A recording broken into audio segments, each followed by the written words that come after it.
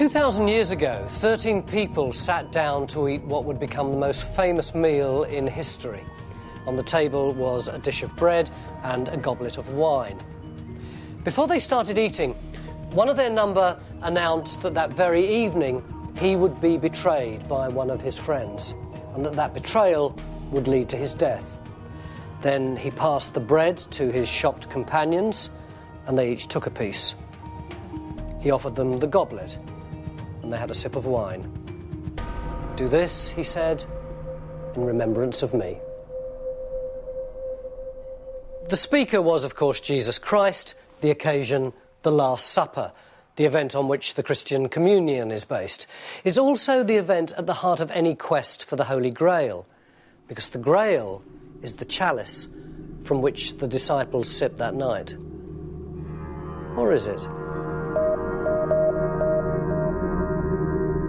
Could it instead be something much more mysterious?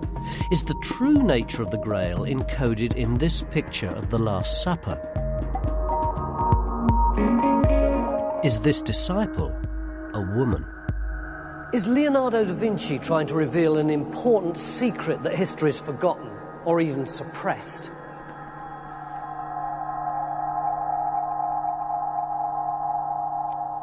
The answer to all these questions is yes, according to this book, which has taken the world by storm. It's a thriller called The Da Vinci Code, and it's a modern-day quest for the Holy Grail.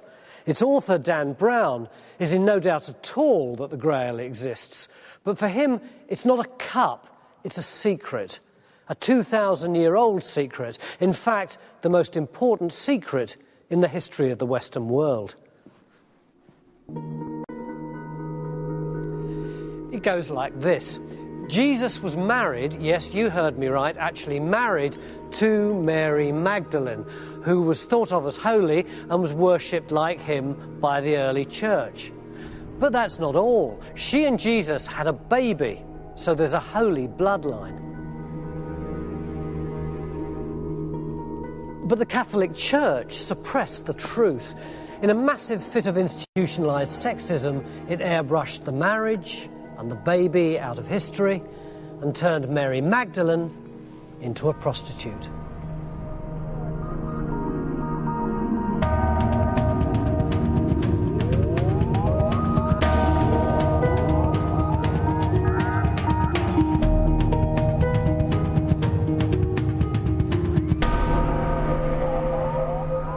If the Da Vinci Code's right, the repercussions are huge. It means the Christian church is founded on a lie, and it means the descendants of Christ are walking the earth today.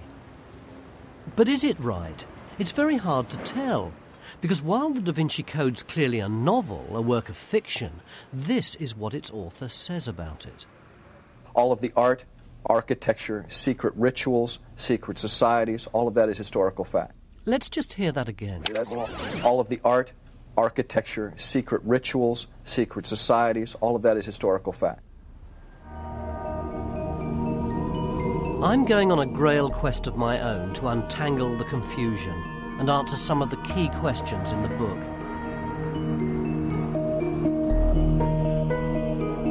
Was Mary Magdalene the wife of Christ and mother of his child?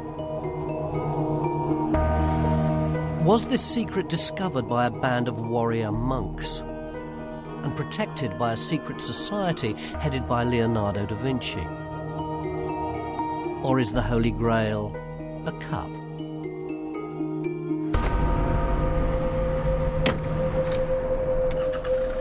It's going to be one hell of a journey.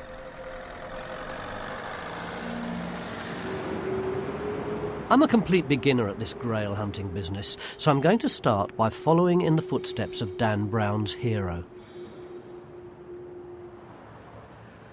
That's King's College London, but I'm looking for a particular department, which is this one, the Research Institute in Systematic Theology. Hiya. Can you tell me what the Research Institute of Systematic Theology is? Go to the end of the corridor and turn left. Cheers. In the novel, the Institute possesses one of the biggest electronic research databases in the world, and the hero uses it to help him track down the Grail. which sounds very useful. Hi, is this the Research Institute of Systematic Theology? No, it's not. Can you tell me where it is? I can't really. It's not a building. It's just a group of people who we meet once a week to discuss issues in systematic theology, and we hold conferences.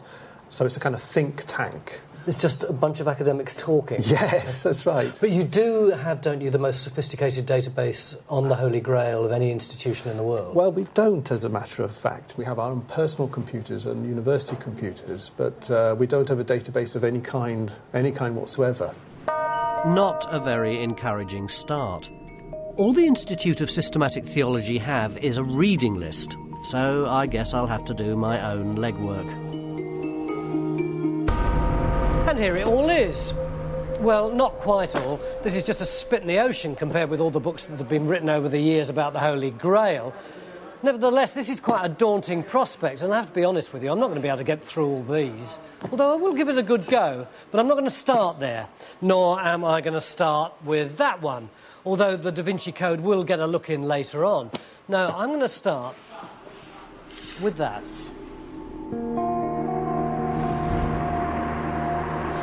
For nearly 1,000 years before the Da Vinci Code, most people thought the Holy Grail, if it existed at all, was a cup. And if I'm going to stand a chance of getting to grips with Dan Brown's extraordinary secret grail, I need first to investigate the enduring and deep-rooted tradition he's rejected.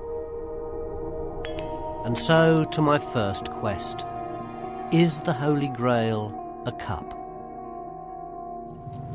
I've always thought of the Holy Grail as a cup out of the Jesus story, probably a large goblet like one of those things that you have in Holy Communion, maybe made of gold and studded with jewels and possibly some light emanating from it. But am I right? Is it a cup? Is it that kind of size? Does it exist at all? Is it studded with jewels? Well, I'm about to find out, because I'm going to meet someone who believes he has the Holy Grail in his possession.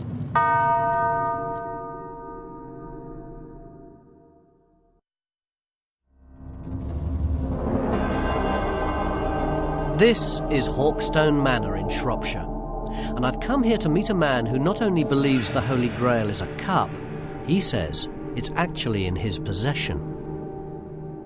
The fact that this may be the cup that did have something to do with Jesus' time, and that may have been the inspiration for the Grail legends that we now know, that to me is awe-inspiring. The story begins in the 18th century, when the manor's owner built a kind of historical theme park in the gardens. He built castles, follies, and even carved strange grottos into the hillside. Then a neighbour, an antiquarian called Thomas Wright, filled the place with symbols and statues from the past. It was very popular, but no one thought for a minute it was the resting place of the Holy Grail. Then, in 1920, something very strange happened. Workmen had been instructed to shift 4 statues which were in a grotto in this cave, and they were very cumbersome and heavy, and one of them got dropped, and it shattered, revealing a small stone cup which had apparently been hidden inside it. But it was a pretty ordinary-looking thing, and no one thought much about it, and it just disappeared into the house along with a load of other bric-a-brac. Until 10 years ago, a researcher came across it and identified it as the Holy Grail. That researcher was Graham Phillips. He was working on a book about King Arthur, and as he trawled through the archives, he found a document which suggested Wright had hidden the Holy Grail in the park. Phillips then decoded clues left by Wright, which led him to what he now calls the Hawkstone Grail. And this is the Holy Grail? Well, it looks like an egg cup or an old mustard pot, but when it was taken to the British Museum, they immediately identified it as a 1st century Roman scent jar. It's a bit small, isn't it? The cup would probably have been used either for containing spices, scent, or ointments, which again fits in with what the Bible says about Mary Magdalene going to the tomb of Jesus to anoint his body with spices. Oh, so you don't think this was the cup that the communion was drunk out of? No, this is a completely separate Grail legend, which is to do with the fact that Mary Magdalene collected a few drops of Jesus' blood where she saw him in the garden around the Holy Sepulchre. And that story became a Grail legend at the same time as the story of the cup of the Last Supper. This may be the one that Mary Magdalene used. Some sceptical academics say that you're making this up, don't they? I'm not making it up. Thomas Wright might be making it up. He might be making up that this chalice had been in his family's possession for many years. But again, if he was a hoaxer and somebody who wanted to claim that he had the real Holy Grail, which is what he claimed he had, then he would have presumably have had something far more elaborate, not just a simple cup. And it also one that happens to have come from the right place and time. This is a folly, though, isn't it? Isn't this exactly the kind of place where you'd expect some kind of elaborate hoax to take place? It is, but the interesting thing about this place being a folly is that nobody actually knows quite why it was built, and it does seem to have been an awful lot of trouble that somebody's gone to excavate half a mountain away, which is really what they've done, just for a joke. It's time to phone a friend or two. I couldn't go on a quest for the Holy Grail without a bit of expert backup, could I? Hawkstone Manor was built in the 18th century, and it's full of follies and ruins and hermitages. It represents this very playful attitude to architecture and nature. But it's always a problem to take these things too literally and too seriously. And a lot of Grail theories, unfortunately, get off the ground because somebody sees something which was either a joke or a bit of a playful medieval symbolism and takes it very, very seriously. Wright never meant it to be the Grail. It was just a sort of decoration, as far as I can tell, which he had added. He never writes about it. He never says anything about it. And there is no documentation as to what he was thinking about when he put it there. Graham's clearly convinced that this is a Grail, the inspiration behind the Holy Grail legends, but I don't think so. For a start, I don't feel anything from it. No tingle, nothing. Apart from that.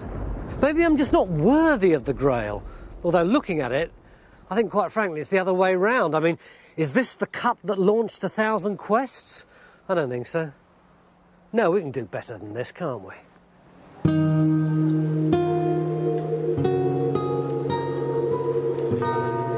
This is altogether more promising.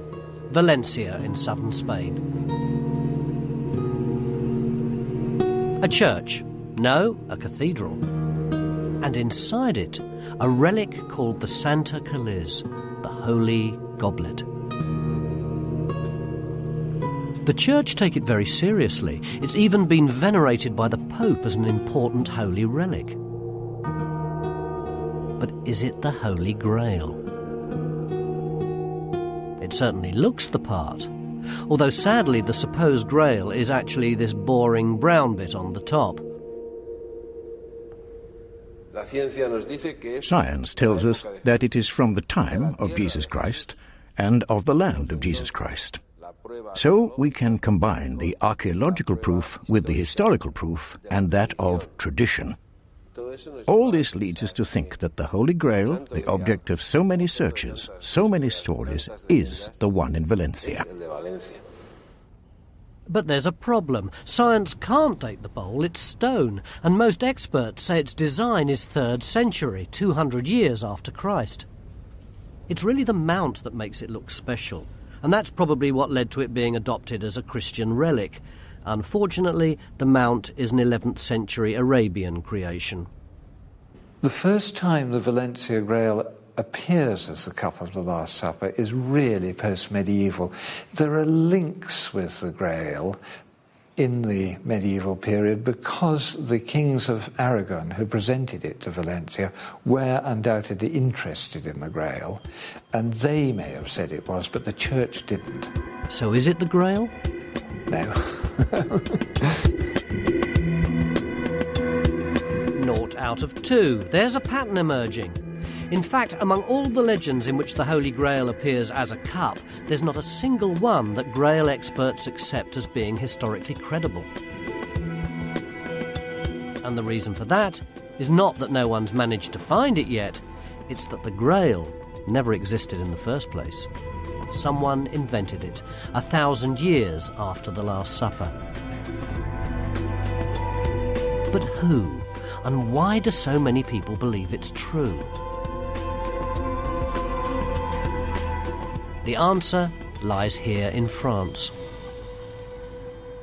This is the forest of Brocéliande in Brittany, and in the late 11th century, the French writer Chrétien de Troyes used this amazing scenery as the backdrop to one of the first novels ever written. It was called The Conte de Graal, the story of the Grail, and in it, some characters who are very familiar to us today make their very first appearance. Hello?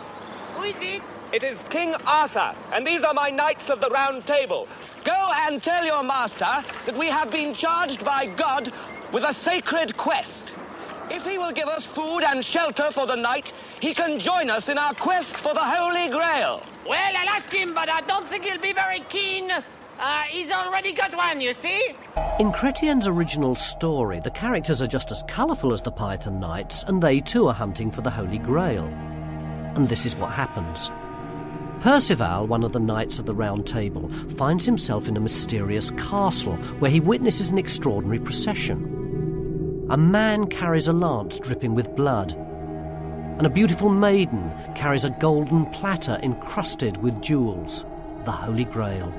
This is its first appearance in any form of writing anywhere in the world. There is no reference to the Grail before Chrétien de Troyes. When Percival wakes up the next morning, every trace of the procession has gone. So he sets off on a quest with King Arthur to discover the secrets of the Holy Grail. And then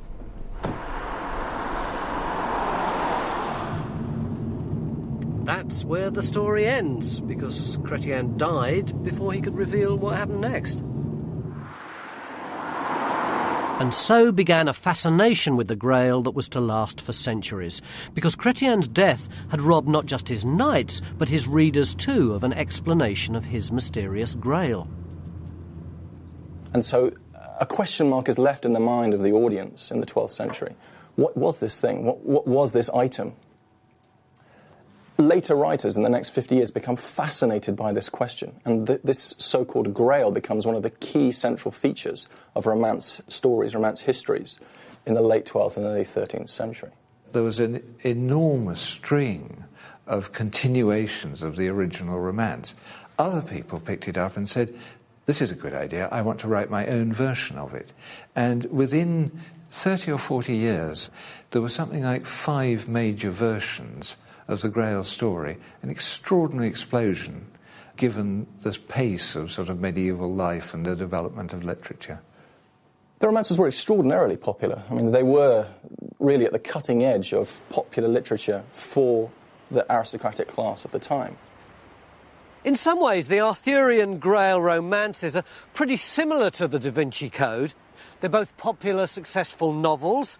They're both about the quest for the Holy Grail. And most significantly, from our point of view, they both try to convince the reader that what's inside their covers could actually be true. For a start, the Grail itself appears to be a real object. If you read the first romance about the Grail very carefully, Chrétien is clearly thinking of the cup of the Last Supper and the dish of the Last Supper in the references to the Grail. He's trying to present this as a possible relic of the Last Supper.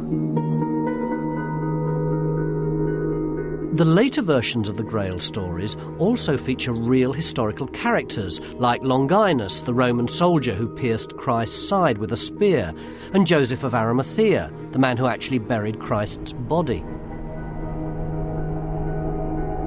And many of the authors claim the stories have been handed down from original sources. So no surprise, people began to believe that the Holy Grail that King Arthur and his knights had pursued through the pages of Chrétien's novel might actually exist. But of course it doesn't. The romances are fiction. For us, a writer is a good writer if he's original. For a medieval writer, the idea was not to be original, but the idea was to be traditional. The idea was that you took a body of stories which existed beforehand and you treated them in an unusual and clever way. And that was their aesthetic. As a result of which, many of the medieval writers claim that, oh, I didn't write this story, I got it from someone else. But of course, this is a game that the medieval writers are playing. This is part of the conceit of their writing. They knew that their audience knew that they were the authors of this story. The important thing about the Grail in Chrétien is that he creates it. He doesn't get the idea from anywhere. It is something that comes out of his imagination. I think one of the problems we have is that people who are fascinated by the Holy Grail in the modern world, people who like to develop conspiracy theories around it or suggest that it is imminently going to be discovered, are misinterpreting history. They're looking to the past and they're looking actually to what is fictional writing, and they're assuming it's historical. And it's the equivalent of people in the future, 1,000 years from now, people looking back to our literature and suggesting that it's real. That you could look back to the 20th and 21st century and suggest that everyone believed in Lord of the Rings and that really there was this Middle Earth. That's the equivalent for looking back to the Middle Ages, the 12th and 13th century, and suggesting that there truly was a round table at the Knights of King Arthur and this fascination in a physical Holy Grail.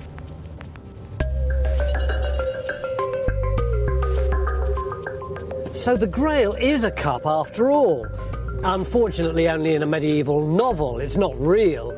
At least that's what everybody thought until the mid-1980s. And then something rather extraordinary happened. In 1982, a very unusual book called The Holy Blood and the Holy Grail was published. It was marketed as history, but was written like a thriller and sold like a thriller. And it changed everything. Why? Because it overturned the 800-year-old theory that the Grail was a cup containing the blood of Jesus Christ, and instead came up with something much more radical, that the Grail was the secret bloodline of Jesus Christ, that he'd married Mary Magdalene, they'd had a child, and the Church had kept the truth suppressed for 2,000 years. And if that sounds familiar, well, it should, because it's the theory that underpins the Da Vinci Code. Not surprisingly, the new theory introduced a raft of new characters. Mary Magdalene, an order of Christian soldiers called the Knights Templar, a mysterious organisation called the Priory of Sion, and the next stop on my quest, a bunch of French heretics called the Cathars. Were they the guardians of the Holy Grail? They were, according to the new theory, which claims they hid it in this fortress.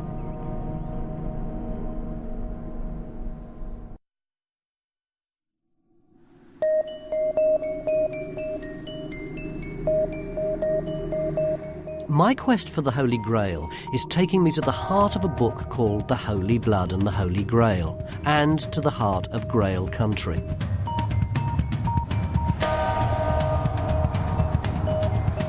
Here, in an area between the Spanish border and Marseille, the book's authors discovered a remarkable series of historical coincidences which appeared to lead them to the Grail. There seemed to be something going on. There was a lot of smoke. I wanted to find out whether there was any fire behind that smoke. A lot of the smoke appeared to surround a real heretical sect called the Cathars, who were active in southern France in the early Middle Ages, and who, according to local tradition, had hidden the Holy Grail in the mountains of Languedoc. Well, this looks like it, doesn't it? I'm told that through here there's actually some cave paintings on the wall of the cave. Oh, this looks like something, doesn't it? There's clearly a sword there. You can see that very clearly, can't you? And a cross there. And there's more crosses on the other side going down here. Up here, there seems to be, I'm not sure if you can see that, but sort of lance. And there's this big square thing here, like a casket or a book. Can you see this round thing here with bits sticking out like an old-fashioned naval mine or a conker or something? They reckon that could be a chalice. These are obviously images from the 12th and 13th century romances, the fictional Grail of King Arthur. But a lot of people believe that these are clues left behind by the Cathars, a kind of code to show that the real Grail, whatever it was safely in their possession. The Grail in Holy Blood, Holy Grail is no cup. Its authors call it the line of David, the secret bloodline of Jesus and Mary Magdalene. And the book suggests not only that the Cathars were in on the secret, it was the very basis of their heresy. It seems as though they knew the truth, or some of the truth, about Jesus as a man. Some of them had legends of a relationship with Magdalene, or perhaps secrets about the line of Jesus running through the south of France. The event at the heart of this and many other theories linking the Cathars to the Holy Grail occurred in 1244. It happened at the end of a 6-month siege here at Montségur in the Pyrenees. The Cathars were making their final stand against the church-backed crusade that had all but destroyed them.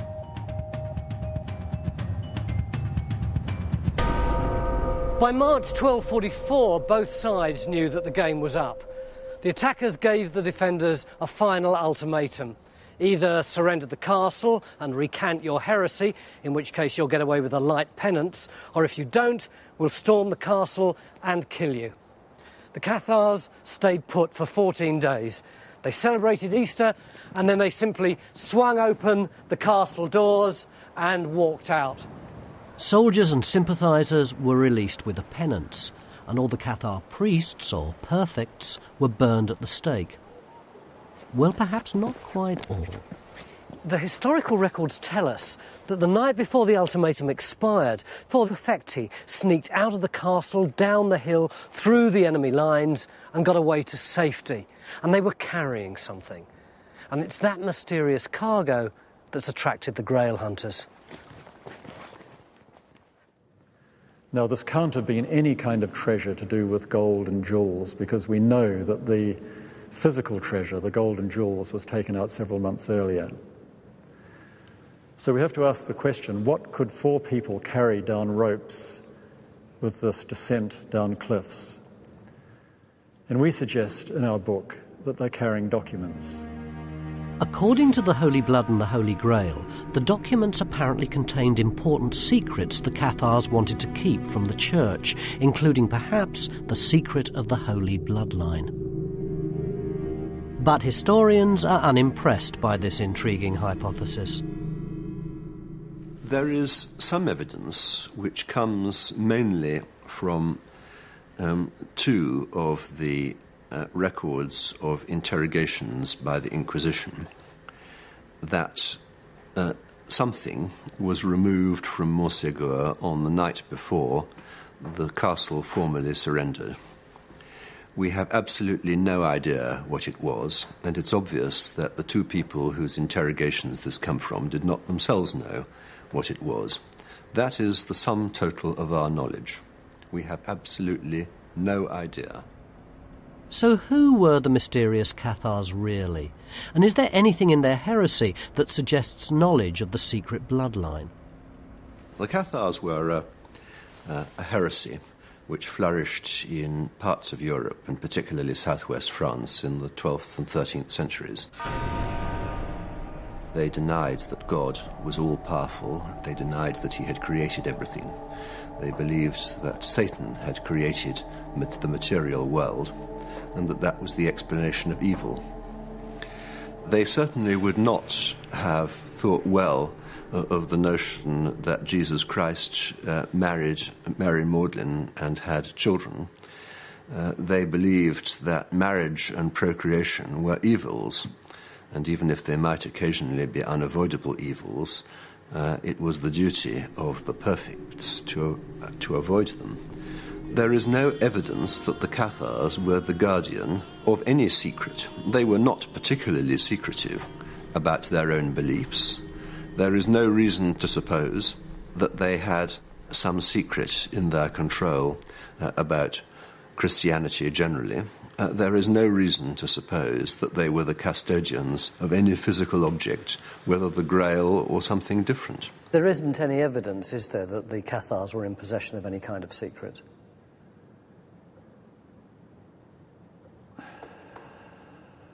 What sort of secrets did you have in mind? The Inquisition went to enormous effort to wipe them out.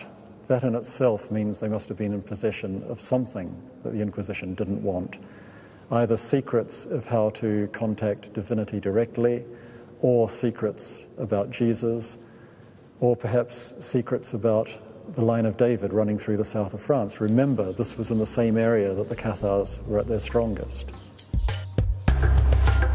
I'm with the historians on this one. I don't believe for a minute the Cathars had anything to do with the Holy Grail. But it seems the bloodline theory can survive their loss, because according to Holy Blood, Holy Grail, there's another unusual medieval organisation with its roots in Grail country. Like the Cathars, the Knights Templar were associated with the possession of treasure. They were accused of heresy and destroyed by the Church. But did they also discover and protect the Holy Grail? They did in the Da Vinci Code, and in a myriad of other theories. I've just typed the words Knights Templar and Grail into an internet search engine, and there are 44,300 entries, including some really very interesting ones like Knights Templar and the Grail in Nova Scotia, and this one, the Knights Templar and the Holy Grail and cannabis. Good Lord. Well, it is the internet after all, but what it does seem to show is that the Knights Templar have become inextricably linked with the Grail.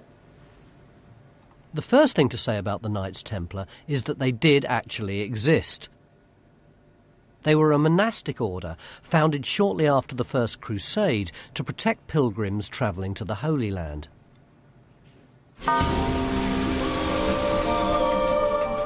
They were based in Jerusalem.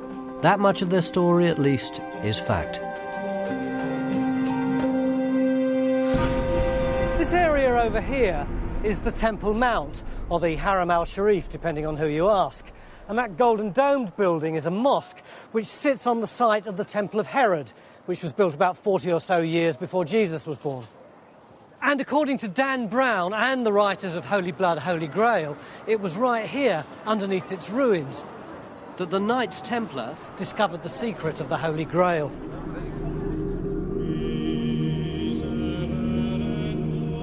According to both Holy Blood, Holy Grail and the Da Vinci Code, one of their tasks in Jerusalem was to recover the secrets of the Grail, a stash of documents buried shortly after the crucifixion, proving that Jesus and Mary Magdalene had had a child.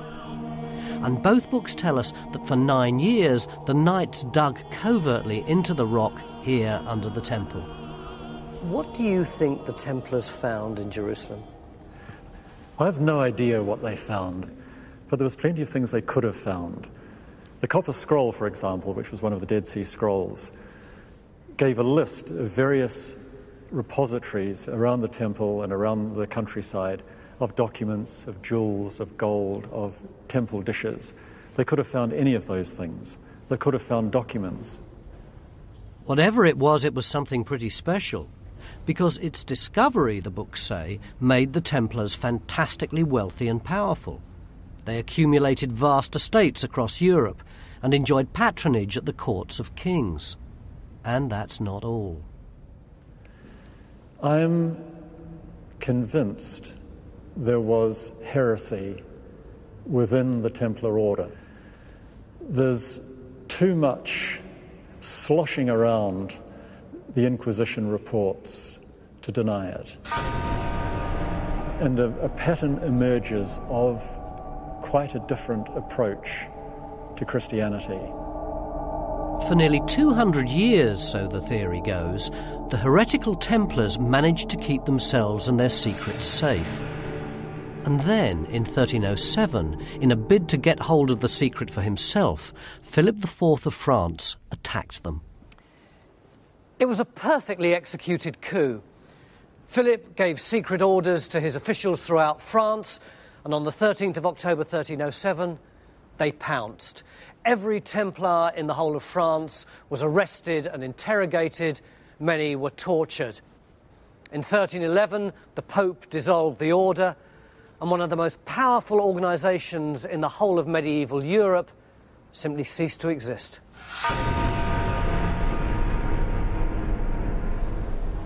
It's an attractive theory which clearly appeals to a lot of people. And it's got one thing right. The order was accused of heresy and destroyed. But the rest of it, according to historians, is rubbish. For a start, the Templars didn't find anything under the temple.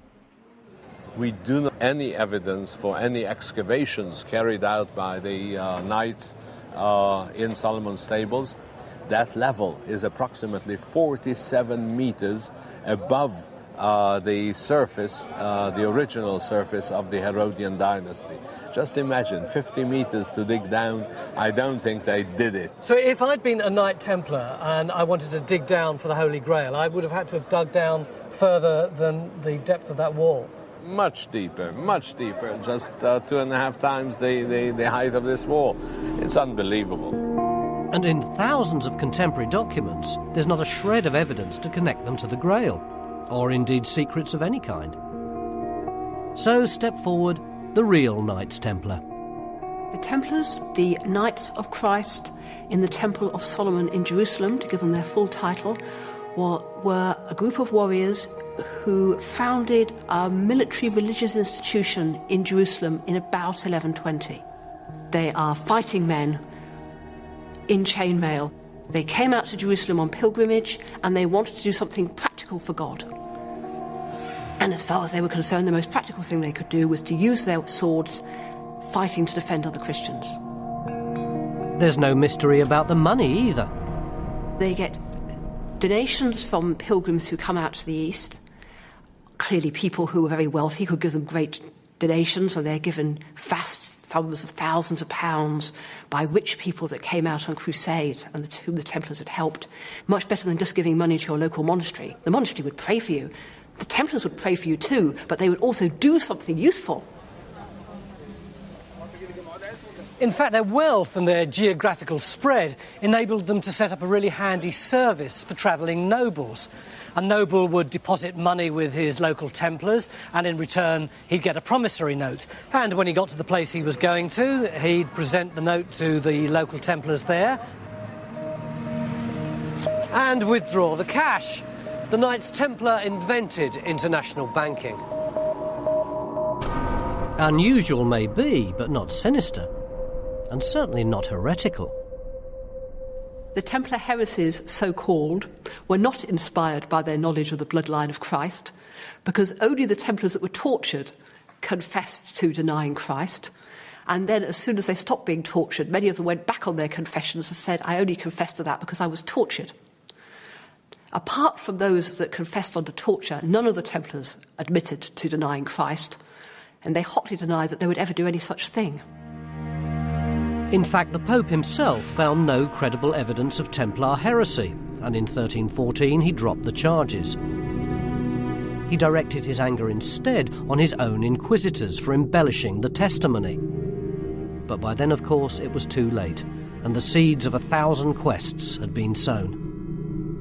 The Templars, I think, come into Grail lore because their end in the Middle Ages has always been something of a mystery. Here was an immensely powerful order destroyed overnight, and it's when something cataclysmic happens that people look for explanations. But you don't have to dig under a temple to find one. King Philip IV of France wanted their money because they had vast tracts of land, and land meant money. My view is that the Templars came down because they were too wealthy and they had no longer got an obvious purpose in life, and there was somebody who had a better use for their money. That sounds pretty convincing to me, but conspiracy theories are harder to destroy than a mere band of warrior monks, so in spite of the evidence against it, the tradition of the Templar Grail lives on. not least in the Da Vinci Code, which claims the Templars actually hid the Grail in this splendid Gothic church in Scotland. And some people believe it's still there.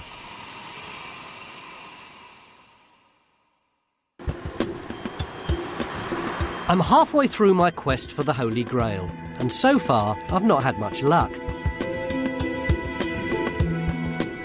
My hunt for a real cup ended in the pages of a medieval French novel. And neither the Cathars nor the Templars seem likely guardians of the secret Da Vinci Code Grail. So where now? Well, no Grail quest could miss a visit to Roslin Chapel.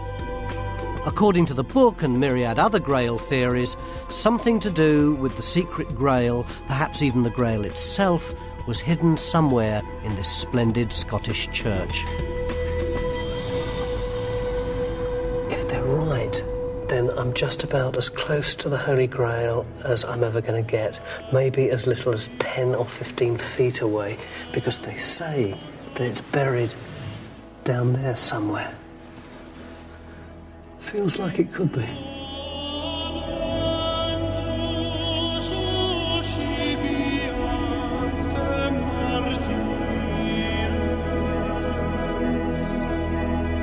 Grail hunters have been attracted to Roslin Chapel like moths to a flame. And it's mainly down to these extraordinary symbols, which many claim are a secret code encapsulating information about the Holy Grail.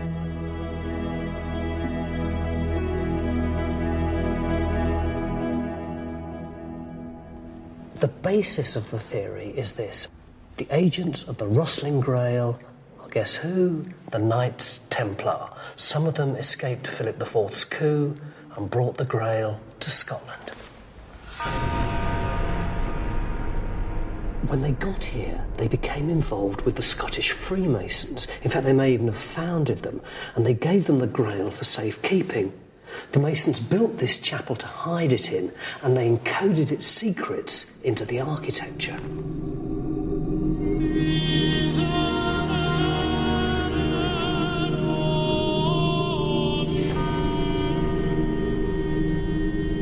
Who built this place? William Sinclair built it. Built it in 1440, it was started, 1440 AD. It probably took about 50 years to build. So why is it that this place is so popular with Grail hunters? Well, mainly because of the fact that the place connects strongly with, of course, the word Grail.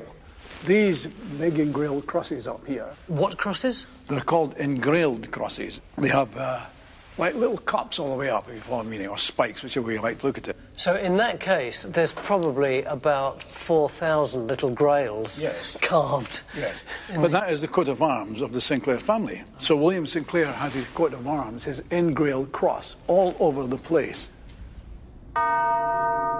Roslin has found itself the focus of a variety of different Grail theories. Some have claimed that Grail secrets lie underneath this pillar, the Prentice Pillar, encased in a lead casket. Others are convinced that the Grail was actually Christ's head that the Templars buried here. And in the Da Vinci Code, the Grail was temporarily hidden at Roslin after the Templars were disbanded. But some people, including a relative of the church's founder, believe it's still here. My name is Sinclair. It's a family place, which has become probably the most mysterious chapel in the whole of Northern Europe. Sinclair was convinced that his ancestor, the Earl of Sinclair, was in on the Grail secret, and he'd hidden the Grail in the chapel, which he designed to echo the floor plan of the temple where the Templars had supposedly found it. Without doubt, Roslin Chapel was built as a chapel of the Grail. But at this point, Sinclair had no proof. Then, in the late 1990s, in a Masonic lodge in the Orkneys, he made an astonishing discovery. The Kirkwall Scroll. It is quite extraordinary. It is 18 foot long, 6 foot wide, and the biggest medieval scroll, I think, in Europe. In the middle of the Kirkpaul scroll, you have the ground plan of the Temple of Solomon, which contains in 2 vaults the Holy of Holies and the Ark of the Covenant. It is exactly the ground plan of Roslin Chapel.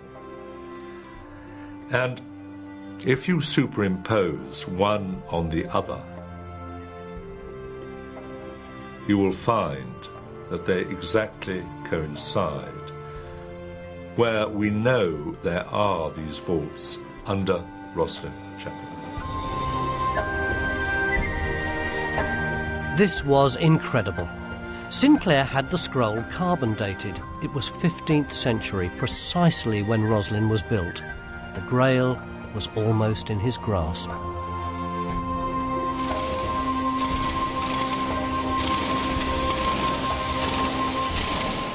I managed to get crews in to dig down to the vaults.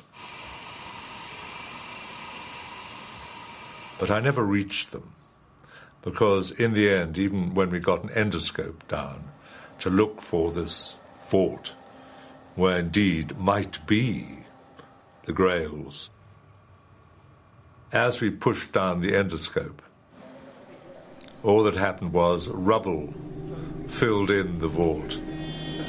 Still filled.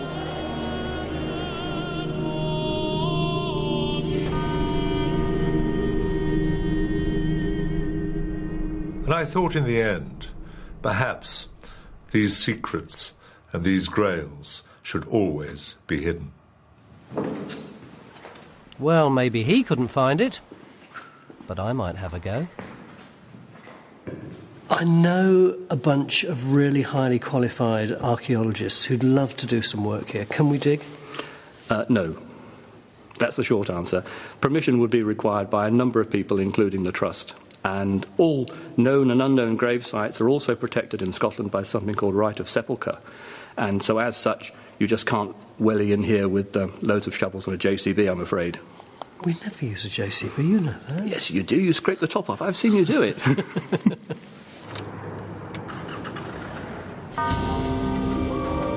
So it looks like I'm not going to find it either.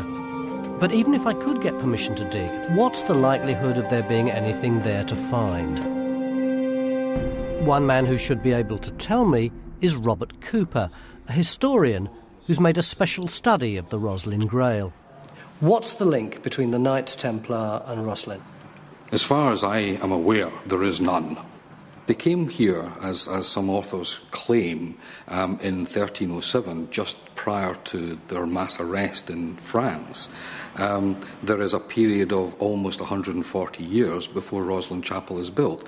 Now, even these very mystical Knights Templar, I don't think, can live for that long. I'm not sure we can dismiss Roslin out of hand, given the evidence of the Kirkpaul scroll. Here we've got a medieval document, properly dated. We've got this kind of map of the Crusaders around the outside. And in the middle, we've got this plan of the temple, looking suspiciously like the ground plan of Roslin. Fairly compelling. Well, the thought that this is a medieval artefact comes from the fact that someone had threads radiocarbon dated. But as you know, that can be very inaccurate, up to an error margin of 700 years either way. Oh, people always say that when they want to challenge dates. Well, yes, indeed. There are other clues, if you like, within the artefact itself that show us that it comes from a much later period. Like what? Well, this shows the armorial bearings of the Grand Lodge of England, which tells us... What does that mean, armorial bearings? It's the coat of arms. Yeah. And we know that this was drawn in 1751, no earlier than that. So the actual artefact could not have been made until after this had been devised. So it's from the middle of the 18th century at the very earliest. We are told, for instance, that this is a plan of King Solomon's temple. In fact, this is the tabernacle in the desert, and you can see the tents of the 12 tribes of Israel round it. So you don't think that the Holy Grail is buried at Roslin? No, and I think we can say that with a great degree of certainty because it's been an extremely busy place. Very shortly after the chapel was begun, people were arranging to be buried in the chapel itself. And we know that 9 generations of the St. Clair family, some of their wives and probably some of the children were all buried there as well. So, frankly, I can't believe that all these hundreds of people over the years trotting in and out of the family burial vault never noticed anything worth putting in their pocket, shall we say.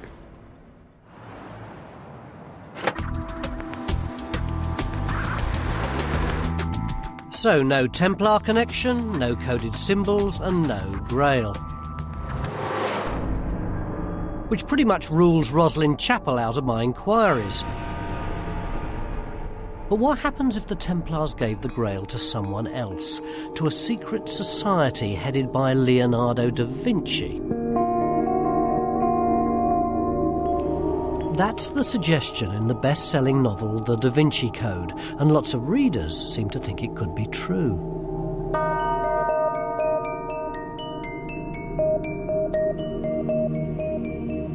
In the Da Vinci Code, Dan Brown tells the story of a modern-day quest for the Holy Grail.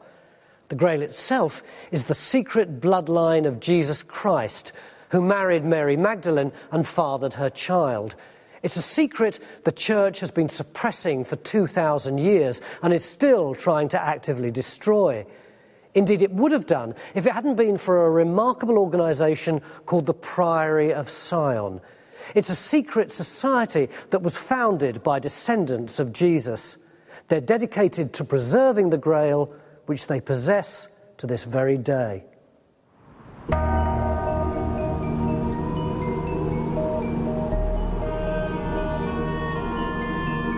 A fascinating theme for a work of fiction.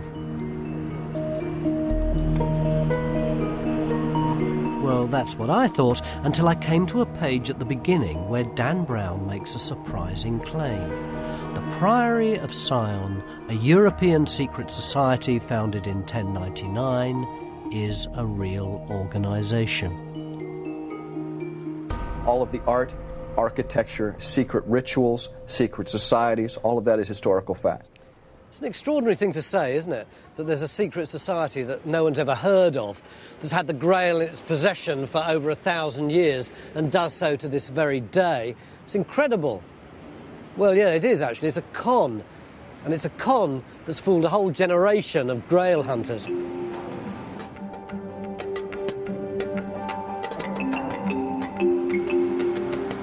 The origins of this con stretch back to 1890, to a priest in a remote French village who became mysteriously wealthy.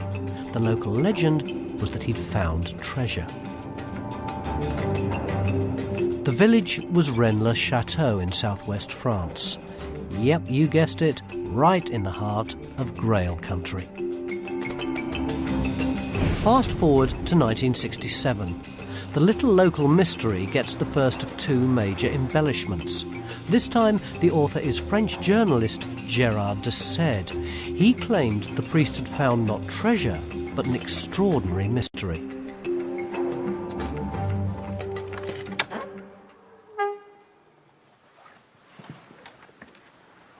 And this is the story de Sède told. While the church was being renovated, the priest, Béranger Saunière, discovered in a broken pillar some ancient parchments, including these coded documents. What they meant was a complete mystery, but clearly it was a mystery of some importance. Because, according to de Sède, Saunière's bishop sent him to Paris to show the documents to the church authorities. And when he came back, he appeared to have become suddenly wealthy. He built a lavish villa for himself, complete with expensive folly in the garden. Not only that, but he began frantically digging for something around the church. The implication was very clear. He'd stumbled upon a secret that was so important that the church authorities were prepared to throw money at him to buy his silence. And presumably there was more of that secret left to find.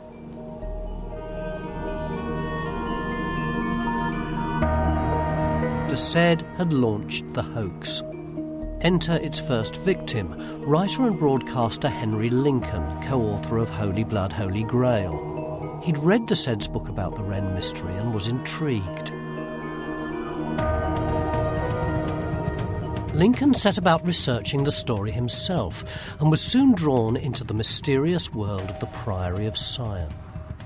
He contacted Gerard de Said, and together they managed to decipher the two parchments. The first was cryptic. This treasure belongs to King Dagobert II and to Sion, and he is there dead. The second was pure gobbledygook. Shepherdess, no temptation. That Poussin Tenière holds the key. Piece 681. By the cross and this horse of God, I complete this Daemon Guardian at midday. Blue apples. At the end of it was a signature, P.S.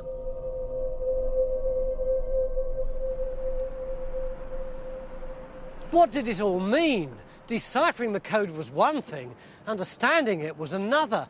Lincoln was at a loss until he came here, to the Bibliothèque Nationale in Paris. But Lincoln didn't just turn up here on the off chance of finding something. According to co-researcher Michael Bagent, he'd been directed. The first set of documents had been given to Henry or made available to Henry through a group called the Priory of Sion.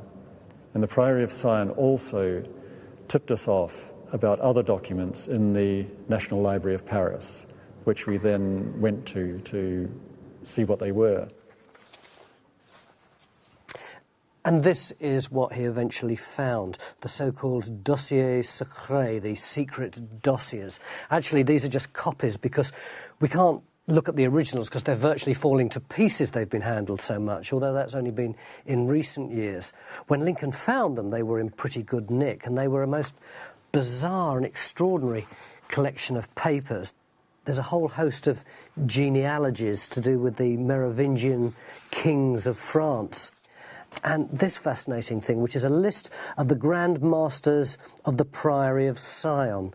And you can see the Grand Masters include Leonardo da Vinci there, Robert Boyle, Isaac Newton,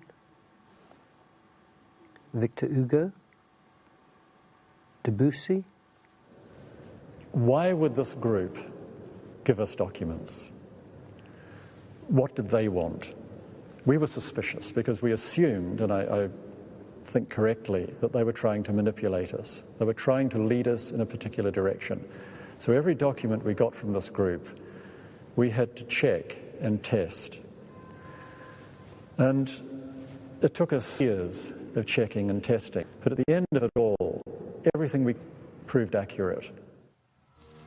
Eventually, they pieced together a remarkable portrait of the mysterious Priory of Sion. It was founded as a secret society in the year 1099. It acted on behalf of an ancient French royal dynasty called the Merovingians. It created the Knights Templar as its military arm, and it had influence on major events in Western history. That's a pretty astonishing CV. And amazingly, Lincoln's contact inside the secret organisation agreed to discuss it in a TV interview. Pouvez-vous nous dire si le prieuré de Sion existe encore aujourd'hui? À l'heure actuelle, Sion existe toujours. Monsieur Plantard, y a-t-il toujours un secret à Rennes-le-Château? Mais le secret n'est pas seulement à Rennes-le-Château. Il est aussi autour de Rennes-le-Château. Le trésor de Rennes-le-Château sera-t-il trouvé un jour? Ici, vous me parlez d'un trésor matériel. Ne parlons pas de trésor matériel. Disons simplement qu'il existe un secret à Rennes-le-Château. If the treasure at Rennes wasn't material, what was it? By now, Lincoln had been joined by two co-authors, Michael Bagent and Richard Lee. As you know, the mystery which triggered the discovery which we eventually made, which triggered the whole course of research, was concerned with a small village in France where a priest had apparently found a treasure. We looked into the history of that area, and the Grail kept surfacing. And the Grail, in turn, leads us into the bloodline. the trio somehow managed to connect Rennes-le-Château, the Priory and the Merovingian dynasty to the very birth of Christianity. And if Gerard de Sède's account of the mystery at Rennes had been extraordinary, then Lincoln & Co.'s was positively mind-blowing. And this is it. What the priest had discovered here at this church at Rennes-le-Château was a clue to the nature and possible location of the Holy Grail. But this Grail wasn't a cup, it was blood, holy blood, the holy bloodline of Jesus Christ and his wife Mary Magdalene, a secret that had been suppressed by the Catholic Church for 2,000 years. And who had left this clue? The Priory of Sion, a secret organisation founded in the year 1099 by a descendant of Jesus and Mary that had kept the Grail safe for centuries and does so to this very day.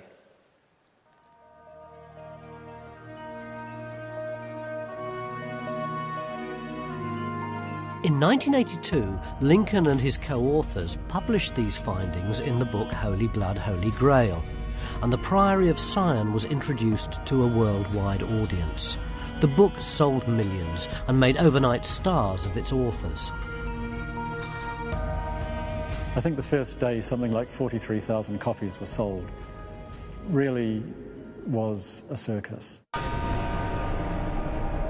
The book horrified the church and academia, who both claimed it was hokum, but ordinary readers lapped it up and belief in the Holy Bloodline took root.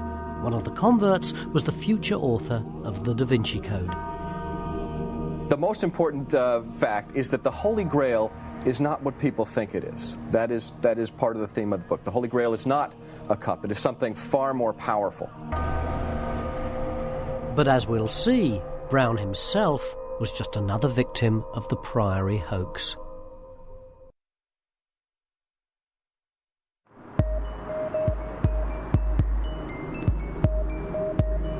My quest for the Holy Grail has led me to Paris on the trail of a fantastic hoax. I'm investigating the mysterious Priory of Sion, a shady organisation at the heart of the Da Vinci Code that has supposedly guarded the Grail for 1,000 years. Yeah, and I'm a Dutchman.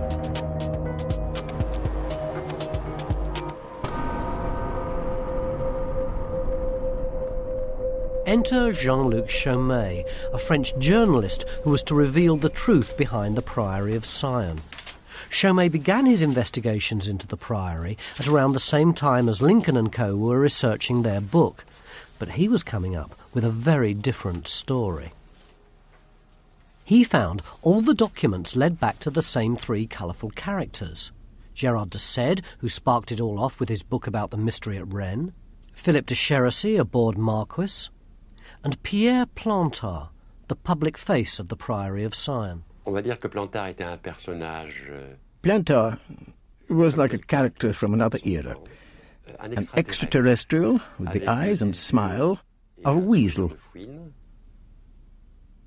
What was de Chérisey like? De Chérisey was a very erudite, very intelligent actor. He was difficult to understand because he used to drink too much.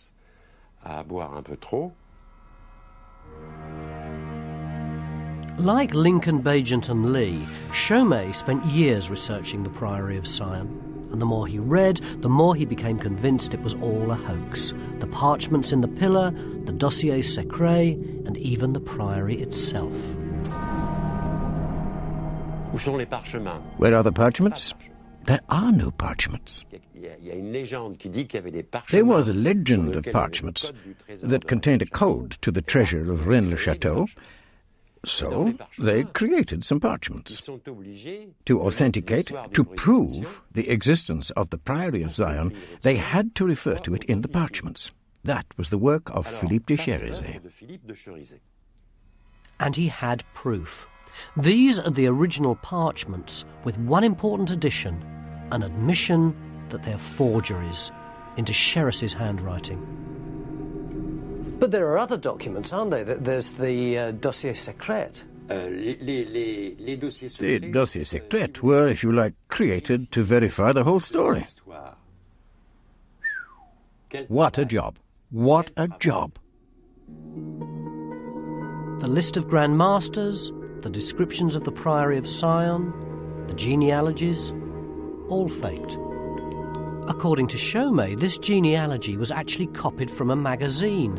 Plantard had cheekily added his own name to the end of a lineage of French kings. But he's about as royal as you or me. I have a 44-page document from Philippe de Cherizet, a confession explaining how the whole thing was done.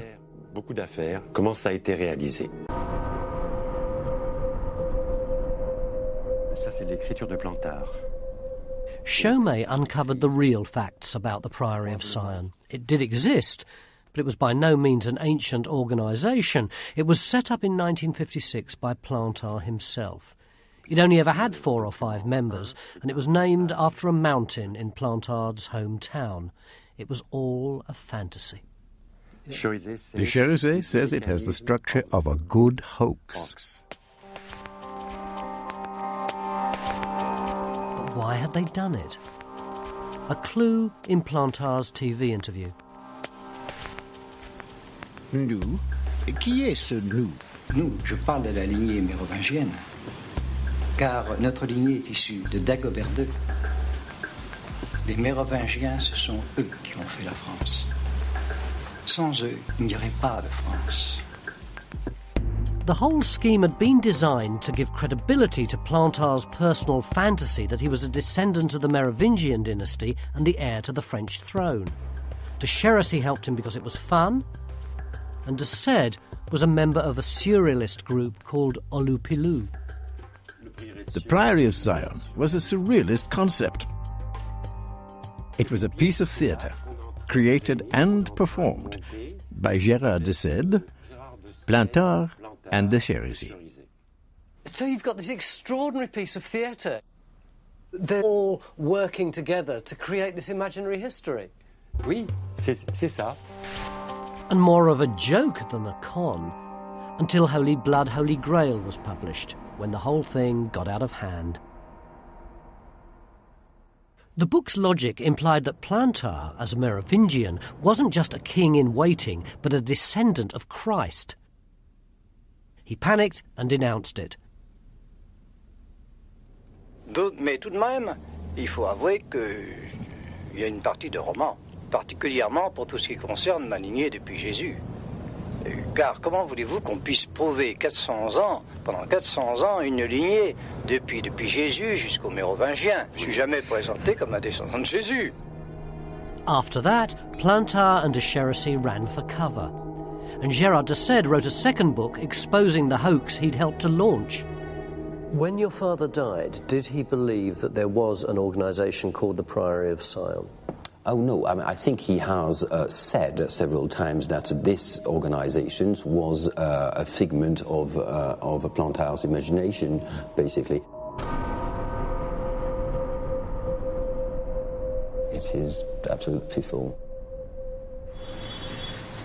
I always knew there was never going to be some clear-cut historical link between Jesus and the Holy Grail in the 21st century. There were bound to be twists and turns and dead ends. But it never crossed my mind that the whole notion of a secret Grail would have been something constructed in my own lifetime. And not only that, but constructed by people who are inspired by a particular kind of French philosophy that I've always found really attractive. In other words, surrealism. But of course, surrealism isn't just Salvador Dali and René Magritte.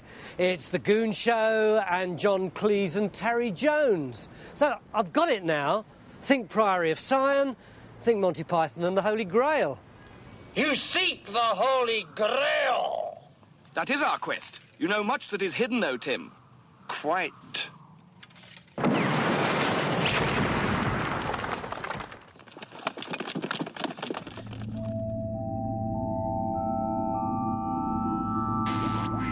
Only one question remains about the Priory of Sion hoax, the one that kicked it all off in the first place. Where did priest Saunier get his money? And the answer isn't buried deep in some archive. It's in Sonia's own journals on display in the museum at Rennes. He got rich through selling religious favours to wealthy nobles, a kind of you give me 100 quid and I'll make sure God blesses you scam. And here is perfect proof from his accounts. Thousands of masses that he sold in a village of only a couple of hundred people. A scandal, certainly, but not really a very mysterious one.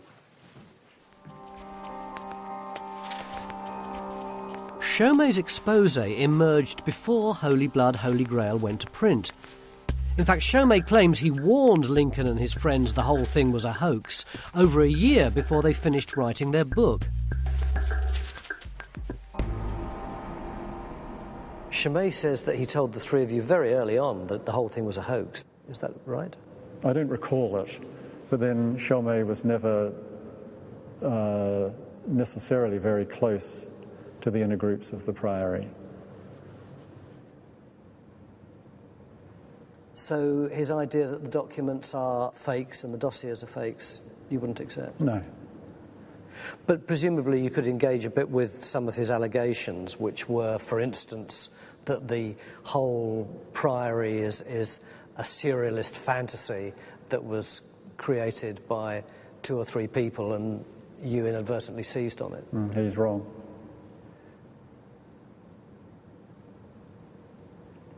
Why are you so sure that he's wrong? Because I've seen the documents, I've researched them, I spent 6 years looking at material, and I'm satisfied that the Priory existed. You might have expected, given the weight of evidence against it, that no one else who's researched the Priory of Sion would share Bagent's view.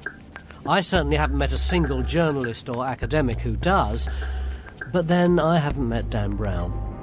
All of the art, architecture, secret rituals, secret societies, all of that is historical facts. It's been widely known for at least the last 10 years that both the Priory of Sion and this dossier secret are complete fabrications. Just when everyone thought the Priory of Sion was dead, Dan Brown's Da Vinci Code has regurgitated the whole myth as fact.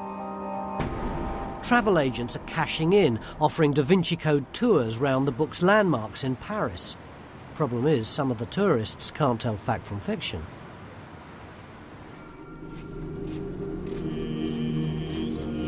In the book, Saint-Sulpice is the site of a former pagan temple, the location for a vicious murder in the quest for the Grail.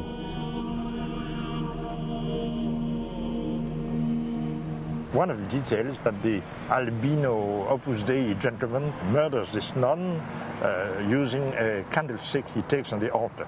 And they are indeed beautiful gilt bronze candlesticks on the altar, but they are so large and so heavy that it takes 2 men just to move one.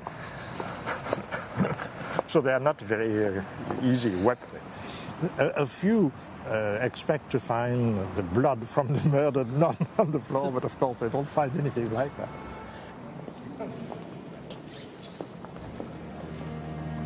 It's also here that people look for the broken flagstone under which the monk hopes to find clues to lead him to the Grail.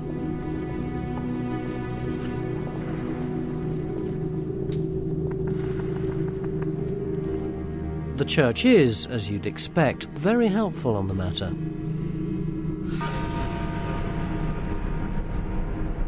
Contrary to fanciful allegations in a recent best-selling novel, this is not a vestige of a pagan temple. No such temple ever existed in this place. It was never called a rose line. Please also note that the letters P and S in the small round windows refer to Peter and Sulpice, the patron saints of the church, not an imaginary Priory of Sion. A stone's throw away, the Louvre, the scene of another of the book's gruesome murders. And it too is very popular with the Da Vinci Code tourists. Do you think that the book is true? A lot of it's based in fact. A lot of the things they describe you can see in the paintings. You just have to decide if you're interpreting the same way he is or not. It's the interpretation that's open. Hugely open. Yes, a lot of license there. Yes, a lot of. But would you say you're entirely sceptical about it? No, not entirely. It makes a lot of sense. I wouldn't believe it 100%, but you can understand how people could agree with it, for sure. How about the Priory of Sion? Do you think that exists? Well, there's been many cults through time that have existed that believe certain things and hold certain beliefs, carry them on in secretive ways. Maybe there was such a thing. So the Da Vinci Code continues to cast a spell that blurs the distinction between fact and fiction, a point I wanted to discuss with its author. We asked Dan Brown to take part in this film, but his agent said he's refusing all interviews because he's busy researching his next book. So where does all this leave my quest for Dan Brown's Holy Grail?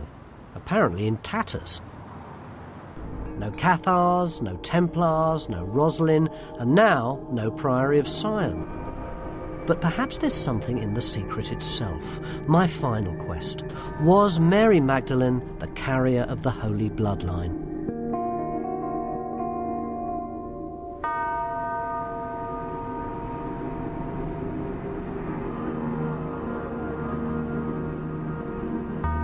This is Milan. And this is the Santa Maria delle Grazie church. Painted on one of its walls is the picture that gave the Da Vinci Code its name. The book uses the picture as an illustration of its central theme, that Mary Magdalene was the chief disciple, that she was married to Christ and was bearer of his holy bloodline.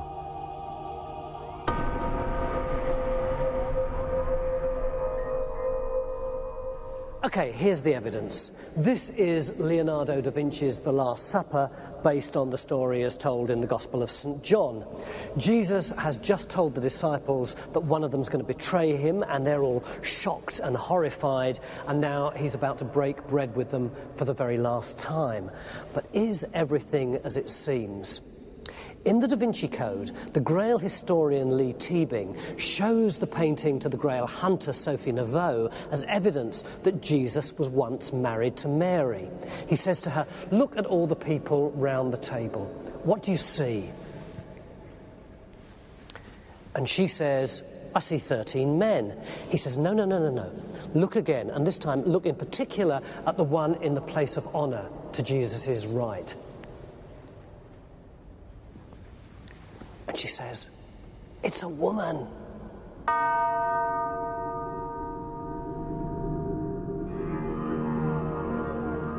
Teabing then goes on to point out some curious features in the composition of the painting. Jesus and Mary are joined at the hip, but leaning away from each other, creating a V shape, the symbol for chalice, grail, and female womb. That V is, in turn, part of an obvious letter M for Magdalene or Matrimonio. So did Leonardo da Vinci encode the secret of the Grail in his painting? Is he trying to tell us that this is Mary Magdalene and she was married to Jesus? Charles, when I first heard this allegation that St. John is actually a woman, I thought, oh yeah, that's one of those things that a few dotty people say, and when I see the painting I'll see that it isn't really true. But it isn't until you get here that you see the profound difference between that figure and all the others. And this wasn't just me, our whole crew felt this. Steve, our sound man, the first time he saw it, he said, "This is a painting about her, not Jesus." And our director was saying it almost looks as though it was painted by a different person. I mean, it's quite extraordinary, isn't it? Well, it's a very extraordinary face and a very beautiful face, but it's not a woman, as far as I would interpret it. There's a scriptural narrative being presented here. The figure is that of St. John, who was the disciple whom Jesus loved, as it says in the Bible, and in some sceptical and scurrilous circles, this was interpreted as a homosexual relationship. So there is a kind of tradition that shows John as an effeminate young man, a beautiful young man, and this is a type, of course, that one finds from first to last in the works of Leonardo, because that way his tastes lay. Probably his last work, which is this meltingly androgynous figure emerging out of the mists, representing St. John the Baptist. So Leonardo's interest in beautiful, rather feminine young men is both a biographical truth and, in this case, is backed up by the scriptural story that he's representing on this wall. There is one piece of evidence that I find particularly compelling. This V in the middle, you've got this great gap between the Mary-John figure and Jesus. They've pulled away like that. Now, it seems a very odd thing for the painter to have done, because it's not as though the painter's revealing anything of interest behind. All we've got is a solid column in the middle of a window. Now, why would you do that unless actually what you wanted to indicate was something about that space itself, unless you wanted to draw a V, a holy feminine? You could say there's an L on the side there where it comes down to the table. There's a V there. You can find an M. The sponsor or patron of this painting was Ludovicus of Milan. Perhaps LVM stands for that. In other words, you can find alphabet soup in paintings wherever you want, just by tracing shapes. Is it infeasible, then, that Leonardo da Vinci would have used codes in this painting? It seems to me a misreading of the kind of man he was. He described himself once in rather memorable phrase as a disciple of experience, by which he meant observation, experiment, real things tested and observed before they're held to be true. He wasn't one who was a great believer, he was a questioner. And so I would say, to look at this painting and try to rummage around in it for cultish, hidden meanings of that sort is the misreading of Leonardo himself. I'm actually completely split down the middle now. I can see that Charles's logical, rationalist approach to this painting is very sensible, but when I look at that figure, I don't see an effeminate man, I see a woman.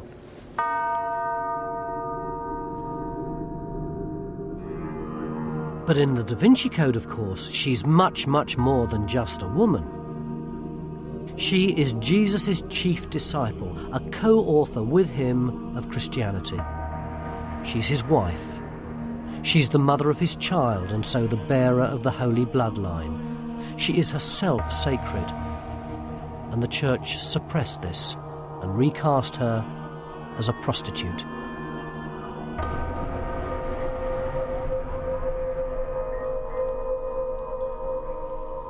This is a devastating proposition that's engaged and enraged readers all over the world, particularly women. It suggests that the whole Christian church is founded on a lie. It makes a laughing stock of the debate about the ordination of women priests. And most dizzying, it suggests that somewhere in the streets today are direct descendants of Jesus Christ. And what's more, at least some of it's true.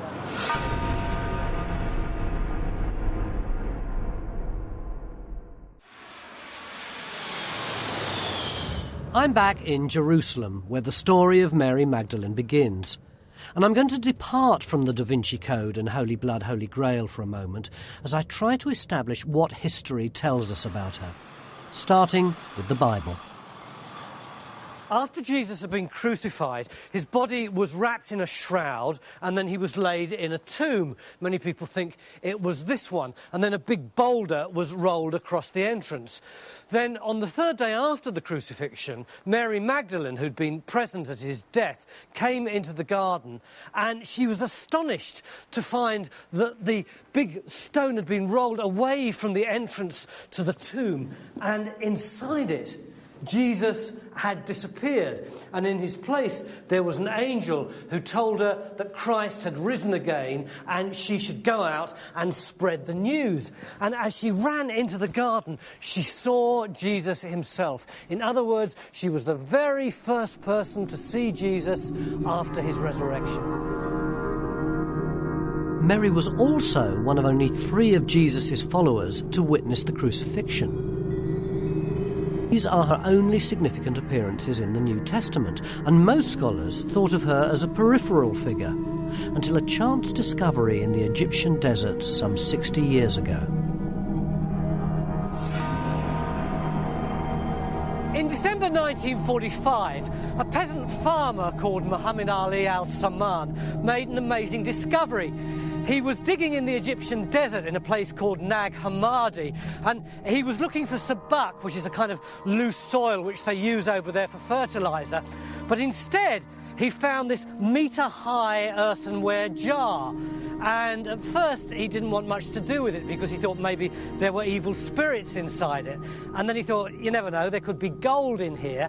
So he gave it a whack with his mattock, and there wasn't gold and there weren't any spirits. What there were 13 papyrus books covered in leather.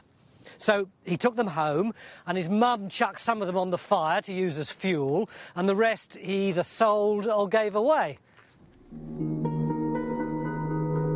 Muhammad Ali had discovered and nearly destroyed what are now known as the Gnostic Gospels, and for biblical scholars, their discovery was dynamite. These were remarkable texts that one of the first of them opens with the words, "These are the secret sayings which the living Jesus spoke." The texts contain the teachings of some of the very first Christians. They include detailed accounts of the life and death of Jesus.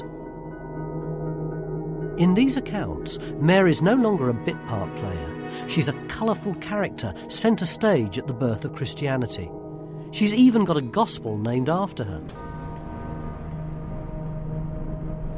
In the Gospel of Mary, she claims to have teaching from Jesus and understandings from Jesus that were not given to the others, and that she's a particularly close disciple to whom he entrusted his deeper teaching. When there's a dialogue between Jesus and the disciples, she doesn't always ask questions. Rather, her role is to make answers and to make statements. The Gospel of Philip suggests, too, that Mary Magdalene was especially close to Jesus. The Gospel of Thomas also suggests that she was one of the intimate circle of disciples. Well, well, well. Perhaps there's something in the Da Vinci Code and Holy Blood, Holy Grail after all. Because while this Mary is not quite their sacred object of worship, she's not far off it. She's an important disciple, she teaches doctrine, and she appears to be Jesus' number 2. What's more, her story was, as both books suggest, suppressed after her death by a male-dominated church. I think it's clear that the suppression of traditions, including Mary Magdalene as a disciple, has a great deal to do with the bishops who declared that women should have no part in leadership in the churches. We also know from the fathers of the church, from the famous church father Tertullian, who tells us in a tirade against women, these heretical women, how audacious they are. They baptize, they teach. He said, you just don't know. They claim to share in every masculine office.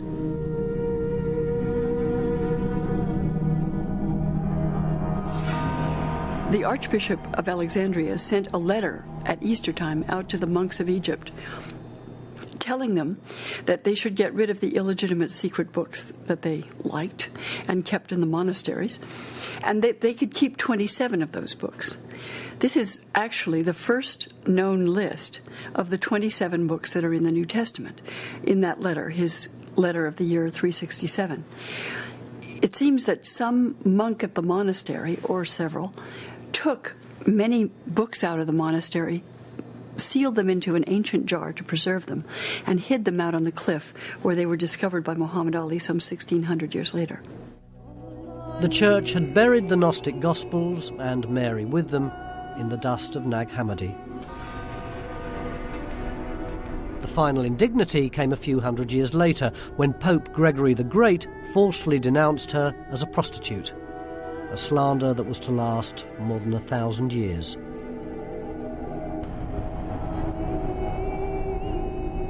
For many people, this will be shocking stuff, not least because it's relatively close to the story told in the Da Vinci Code and Holy Blood, Holy Grail.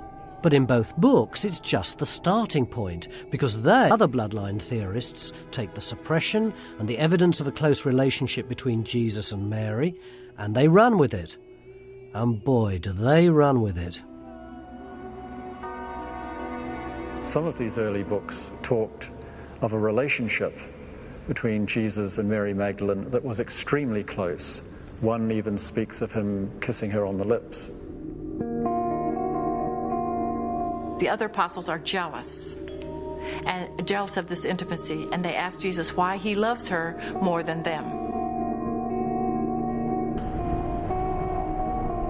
If we look at it from another angle, if Jesus hadn't been married, this is so unusual for a Jewish man of the time that it would have been noted. He would have been criticized for it. It would have turned up in some documents. That's an argument that's convinced many people, but not biblical scholars. The Gospel of Philip says that Jesus used to kiss her often on the, and there, intriguingly enough, the manuscript breaks off. People have frequently reinserted, he used to kiss her often on the mouth, but that's a scholarly interpolation of what might have been there. We don't know where Jesus kissed her. It might have been on the cheek, the forehead, the nose. Could have been the mouth, but that doesn't necessarily have to have been sexual. We have 6 or 7 references to kissing in the New Testament that was part of the kind of Christian greeting. Doesn't necessarily have to have anything sexual to it.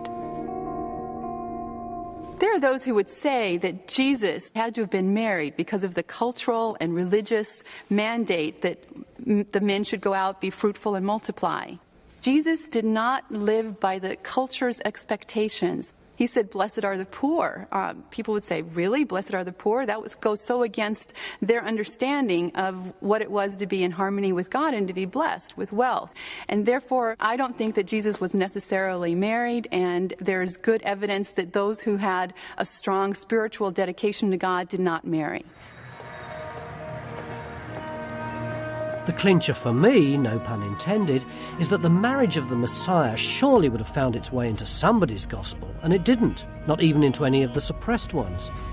But fans of the bloodline theory go much further than just marrying the two of them.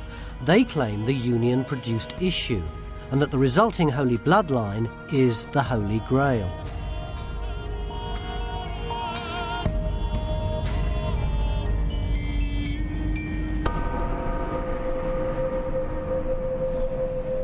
We call it the Holy Grail, but the French say Saint Graal, and in medieval times that was written like this: Saint Graal. But when two of the leading characters in the Da Vinci Code are talking, one of them explains to the other that much earlier than the medieval, in the very earliest of times, the two words were divided a different way, like that. In other words, Saint Real. And that means royal blood. When I read that, I got goosebumps. It was like, oh no, no wonder.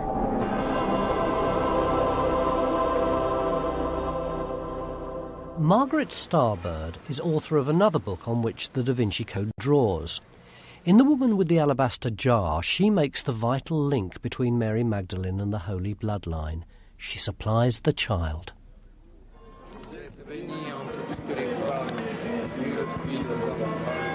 Starbird's version of events takes us back to the heart of Grail country.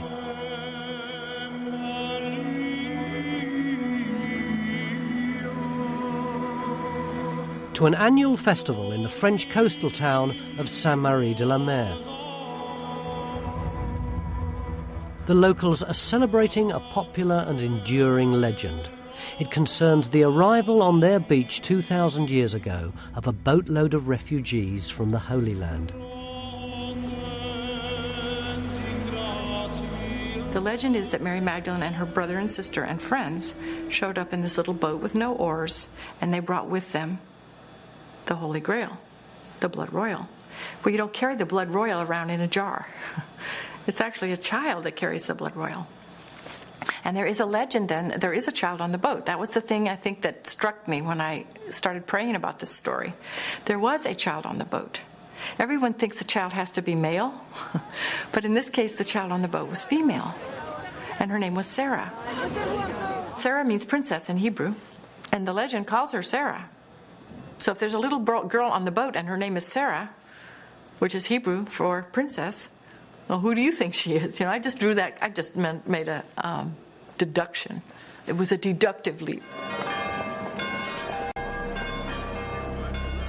And it's a deductive leap with breathtaking implications. Because if it's true, there could be people walking the earth today, perhaps even you and me, who are descended through Sarah from Christ.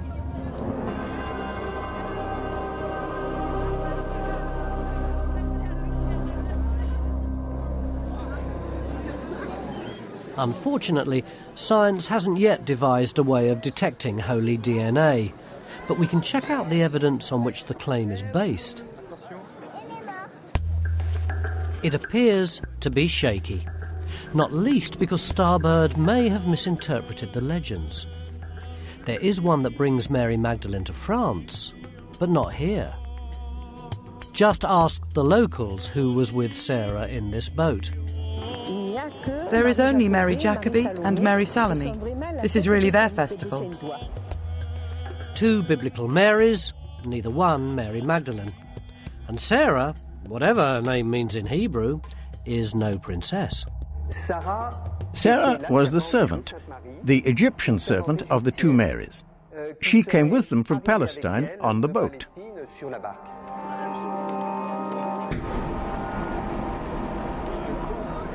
There's no evidence that Mary Magdalene came to France. What happens is you get a lot of legends. They start about the 4th or 5th century, and the whole of this becomes crystallized in the 13th century in a book called The Golden Legend. But it is strictly a legendary tradition. It wasn't regarded as true even in the Middle Ages. An object lesson in the pitfalls of legends. But the ancient division of San Graal into Sang Real, Holy Grail into Holy Blood, seems like a much more solid proposition. Of all the arguments that Dan Brown marshals in support of his claim that the Grail is the Holy Bloodline, this has got to be the most compelling. It's neat, it's logical, it feels authentic, it makes sense. There's just one tiny problem. It's rubbish. One of the key questions, both in the Da Vinci Code and in what appears to be its sort of core source, Holy Blood, Holy Grail, is effectively a misreading of a 15th century writer. A man called John Harding was writing about the Grail romances and Grail history, but he mistranscribed the words Sang Graal to Sang Graal, to Holy Blood, instead of Holy Grail. Now, Bagent and the writers of the Holy Blood, Holy Grail took this error as a core, suddenly a core revelation that this was the reality of the Holy Grail, that in fact it was about Holy Blood. I mean, effectively, they're playing upon one man's error and playing it into suddenly a key revelation in history. The bloodline is unravelling in my hands. Surely the author of the book that first suggested Jesus and Mary Magdalene had a child can help. He must have something, some shred of evidence that holds his theory together. Do we have any evidence that there was a child? There's none whatsoever. It's purely hypothesis on our part, but I think it's a plausible hypothesis. If the Holy Grail is the bloodline of David, and if Jesus and Mary Magdalene had been married and she was pregnant with his child, yes, she would have carried the Grail to France. And I think this is the way we need to look at this material. Is it true? I don't know. Is it plausible? Yes. So the inspiration for the Da Vinci Code and a whole canon of secret Grail hunts is no more than a big guess. What Bagent and his co-writers have done is attempt to draw in such a range of different ideas, to throw out any real interest in basing their writings on facts. They actually say in the work, you can't just confine yourself to interest in fact. So effectively what they're doing is throwing out all kind of critical questioning and just putting in any idea that they can find, any links that they can possibly suggest. There's history and there's imagination. And imagination doesn't work like history, and history doesn't work like imagination.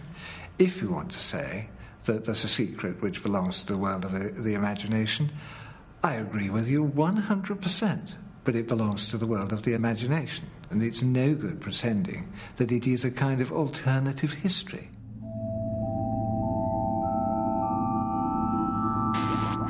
So after 10,000 miles on the road and a bucket full of Grail theories, I'm back where I started.